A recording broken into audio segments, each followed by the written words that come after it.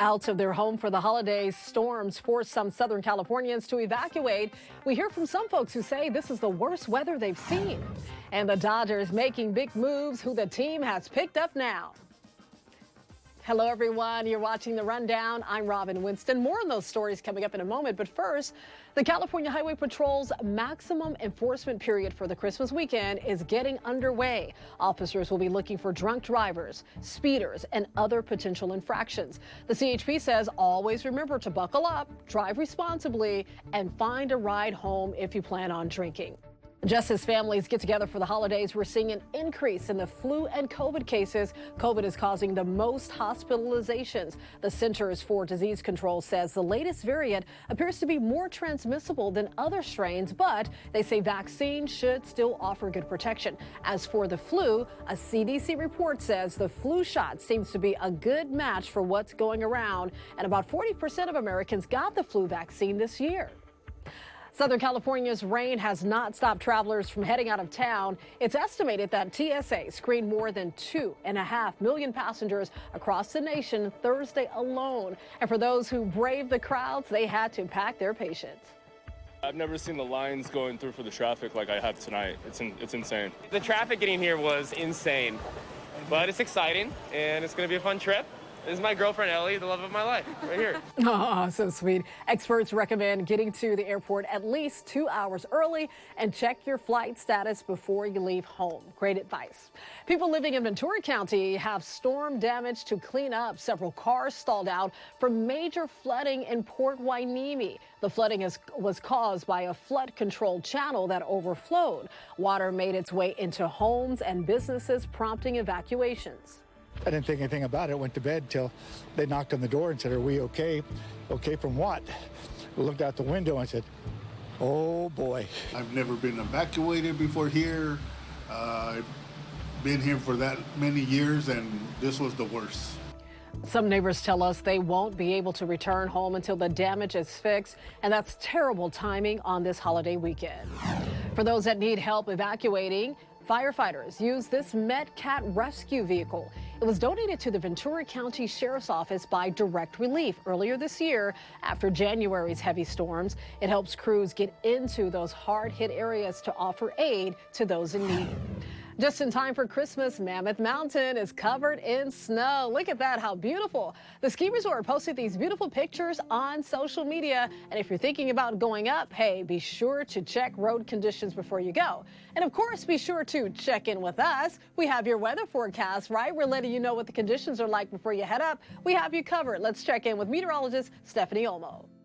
Hello, everyone. We have been dealing with quite the week of wet weather across the area. Scattered activity continues this Friday, and as we head into the weekend, looking much better across the area. The area of low pressure that's been spinning across the Pacific continues to slide its way further inland. That's bringing all that moisture with it. And as we continue this holiday weekend, looking much better, much quieter picture across Southern California. So that is going to be some great news, as you see here. Eventually, high pressure system will build across the area. This is going to allow for a pretty quiet weather pattern, sort of a mix of sun and clouds as we head all the way into the holidays. Now, talking about the holidays, Christmas Eve just a few days away here on Sunday. Cloudy start to the day, then comes the sunshine. Temperatures right around average will be in the 60s, and then it comes Christmas Day on Monday. It's going to be nice and comfortable, a mix of sun and clouds with highs in the mid to upper 60s. Be safe out there. Happy holidays. Back to you.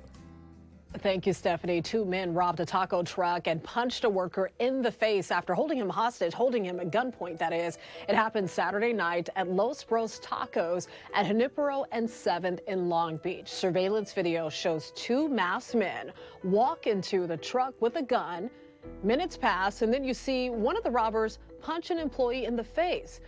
Now, other food truck owners and workers in the area say they're concerned for their safety. It makes me afraid because this is a family business. You know, I also have my kids working here with me. My husband's in there, my 3 kids. So as a family, as a business owner, this is what keeps me going. You know, this is what pays our bills. So to have somebody just come in like that, it's very scary. The taco truck is still open for business. So far, no arrests have been made. California's lieutenant governor is looking into taking Donald Trump off the state's 2024 presidential primary ballot. A letter drafted by the LG's office urges Secretary of State Shirley Weber to explore every legal option. This follows Colorado Supreme Court's ruling removing Trump from that state's ballot based on the Civil War era clause of the 14th Amendment, saying Mr. Trump's role in the January 6th riot would disqualify him from running for office. The former president says he will appeal the Colorado decision to the U.S. Supreme Court. Part of the 6th Street Bridge is dark right now, and we know the reason why. Copper wire thieves. That's according to city leaders. A recent check found that about a third of the electrical wiring has been stripped clean and several electrical panels have been tampered with. As a result, the lights for the Instagram-worthy bridge are out. LA City Council member Kevin De Leon says he wants to get the bridge fixed and put measures in place so that this doesn't happen again.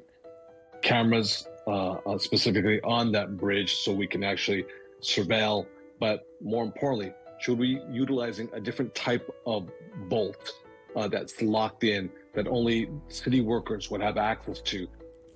It's not clear when it will be repaired and turned back on. A sign of dedication right here. This is video from Yamamoto Market in Downey. All of these people are standing in line, some in jackets, others wearing blankets, but they're all in line to pick up masa, to make tamales. Tamales is a Christmas tradition for Mexican families, and that line doesn't end here. No, it goes completely around the corner. Now I'm hungry, and I want tamales. The Dodgers are making big moves. First, they signed superstar Shohei Ohtani, and now they've landed another Japanese pitching sensation, Yoshinobu Yamamoto. They're paying the 25-year-old $325 million over 12 years, plus a $50 million transfer fee to his team in Japan. Yamamoto is a star pitcher with a 99-mile-an-hour fastball. And if you're keeping track at home, the Dodgers are paying both players together more than $1 billion. Shohei Ohtani has certainly left his stamp on Major League Baseball. His hometown is now celebrating the Dodgers and former Angel superstar with some stamps of his own. That's right, these collector stamps and postcards were unveiled in Japan, and fans here in the U.S. can actually order them online for the next couple of weeks. The set will run you about $51. Santa Claus is here. Woo!